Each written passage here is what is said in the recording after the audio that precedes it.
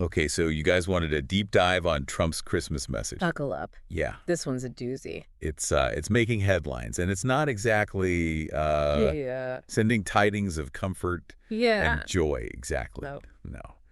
No, it's a little bit more fiery, shall we say. A little bit. Yeah, a little bit. Yeah. We're seeing kind of the same kind of, international Yeah. power move stuff Yeah.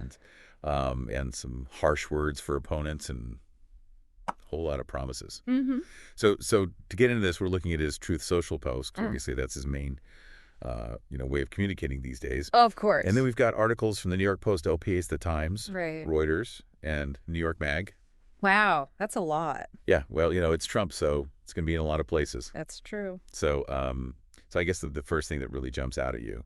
Well, yeah, I mean, I think what's interesting here is he's really using this platform, right? Yeah. Which is usually, a traditional holiday message to really like lay out his vision Totally. for a potential, term and kind of set the tone right from the start. Yeah, totally. Yeah. And he goes right in, like, you're messing around, he goes right for it. Oh, yeah. Annexing Canada Oh, yeah. as the 51st state. Just casually drops that in. Right. Yeah. Like, ho, ho, ho, here's a new state. Yeah, exactly. And he's talking about tax cuts for Canadians, booming business, the whole 9 yards. I mean, this is, while it is very unconventional, it does speak to his consistent focus on, using economic leverage as a tool in international relations, Yeah. He's presenting it as this win-win, right? Right. Like prosperity for Canadians, but also, expands U.S. influence. Yeah. It's a bold play for sure. Yeah, it's very Trumpian.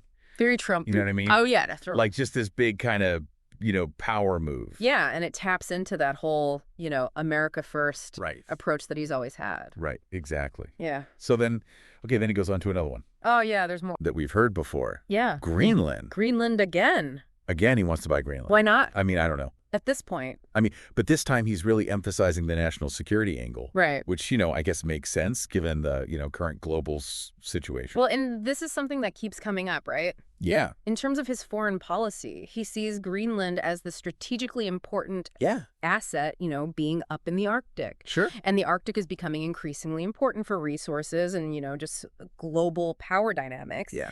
So his persistence on this issue, I think, really shows how much he prioritizes geography as this, advantage in international relations. Yeah. I mean, it makes you wonder, right? Like, is this purely about national security? Right. Or is there an element of like ego? Oh, I'm sure. Legacy building. I think there's a combination of factors there. Yeah. I mean, his whole career has been about deals. The art of the deal. Right. And acquisitions. Yeah. And you can kind of see Greenland as like the ultimate deal. Yeah, on a world stage. Wow. So, so then he goes on to something else keeps going.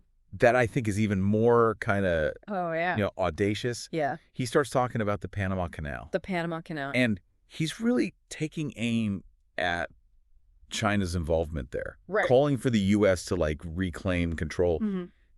And he's actually using the word illegal Yes. to describe China's actions there. And this really aligns, I think, with his broader strategy of, challenging China as a global power, right? Mhm.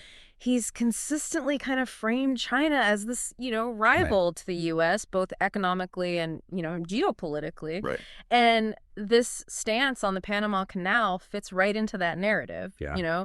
And by saying it's illegal, it's like he's trying to delegitimize their presence there. Right. And, kind of rally support for, the U.S. Reclaim. Exactly. Yeah, it's like he's constantly, it's like he sees the world as this. Like a chessboard. Yeah, Yeah. like this big game of risk. Exactly. And he's trying to like, Outmaneuver everybody. everyone. Yeah. And then, so then he moves on to another topic. Okay. And this is where I think it gets really interesting.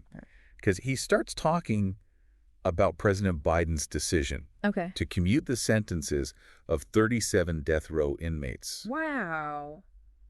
And he uses very strong language here. Yeah. He's calling it a betrayal. Mm-hmm. And he's actually vowing to expand capital punishment Wow. if he's elected. So he's really doubling down Oh, yeah. on, his stance. Yeah, and it's the language that he's using Yeah. is so harsh, It's pretty intense. especially for a Christmas message. Yeah, you don't really expect that. You know what I mean? Right. So it's very jarring, I think, to a lot of people. Yeah, I mean, it definitely seems calculated to, tap into the emotions of his base and reinforce that image of him as this law and order leader. The strong man. Exactly. Right. And, by framing it as this moral issue Right. and using such inflammatory language, he's really trying to mobilize his supporters and, present himself as the only one who can restore order. Right. And it's interesting because, along with all of this stuff, he also kind of hits on some familiar themes. Yeah. Criticizing his opponents as, radical left lunatics. The usual. Yeah, promising tax cuts, energy independence, stronger military, Right. So he's appealing to those core, conservative values and anxieties and painting a picture of America under threat, from both internal and external forces. Yeah, it's very us versus them. Yeah, very much so. Right. Yeah. So I'm curious, how's this being received? I mean, as you can imagine, it's getting very polarized reactions. I would imagine. His supporters are praising it. They're saying, oh, he's so bold, he's so direct, he's not afraid to, shake things up, fight for what he believes in. Right. But then his critics are obviously, condemning the tone. Yeah. They're saying it's divisive, it's inappropriate for the holidays. Right. So it's like no matter what he does, he just, divides people.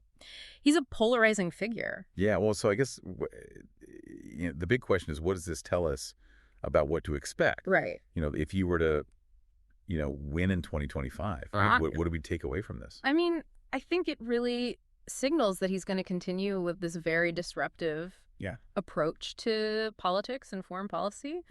Yeah. He's laying out this vision of America where, they're dominant on the world stage. Right. They're challenging existing power structures. Yeah. And, very much prioritizing his specific set of values. Right. And I think, it's a vision that will energize his base. For sure. For sure. But it will also, I think, deepen the divisions in the country. Yeah, for sure.